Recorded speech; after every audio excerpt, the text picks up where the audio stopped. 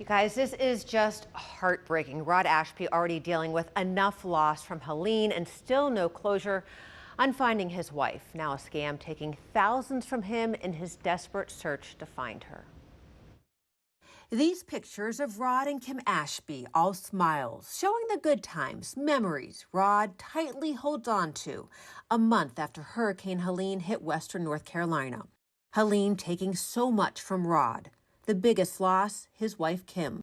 Still missing after floodwaters ripped their mountain home off its foundation, the couple inside, holding on to each other until they hit a tree and got separated. Rod made it to safety. He hasn't seen Kim since. We want to have the closure. I mean, no one wants to leave their loved ones on a mountainside. Rod, too emotional to talk. His daughter Ainsley sharing her dad's latest setback. All he wants to do is get back out there, be able to take resources to the people that are doing search and rescue and help out as much as he can. But it's really hard to navigate the roads without a four-wheel drive vehicle, and we just don't have another one. So he was just trying to get a truck back so he could go. Rod desperate to get a new truck, as his truck, you can see in these pictures, completely mangled, covered in mud from the force of Helene. The bed of the truck is actually downriver in the top of a tree. In his search for a new truck, Rod found this 2020 Ford F-350 for $38,900 on a website that claimed to be a Colorado car business that only sold repossessed cars. It was a really great deal. A deal Ainsley says they were skeptical about, but talked to the salesman on the phone, had these emails about the deal, a contract, and bill of sale. Everything checked out to me. The email matched, the phone numbers matched up. Everything seemed legit. Rod wired the money and got this confirmation that said the truck would be shipped within days. He was hopefully supposed to have the truck by the 30th, and he could be back up in the mountains by now.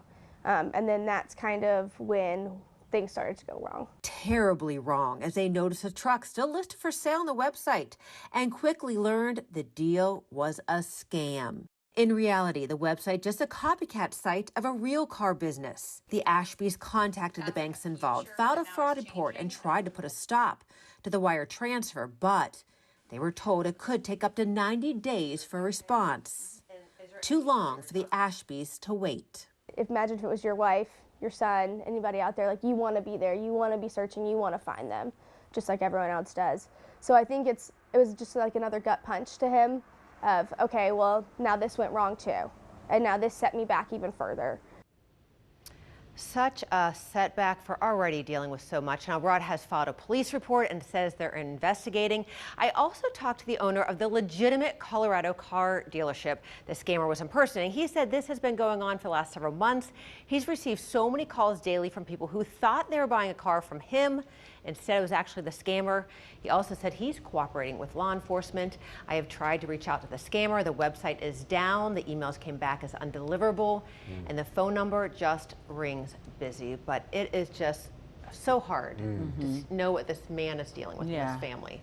And based on what you're saying, it sounds like there are so many other people like Rod who have lost an equivalent amount of money, that the scammer is raking in a ton of money. The legitimate owner says literally 100 calls a day from people thinking he was selling the car because the prices, he said, are so good that people want to jump on the action. Right. And since they were able to talk to the scammer on the phone, emails, all of that, they thought it was legit. So legit. Yeah. And it wasn't a hurry-up deal.